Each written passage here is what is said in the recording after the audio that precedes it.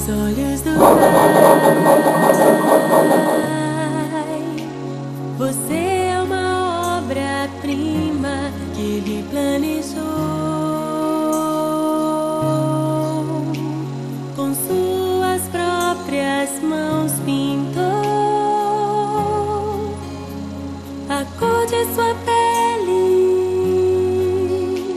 os seus cabelos desenhou cada detalhe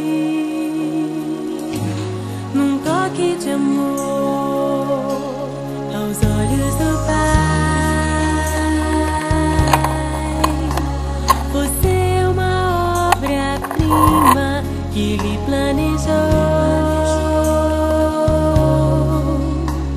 Com suas próprias mãos pintou a cor de sua pele, os seus cabelos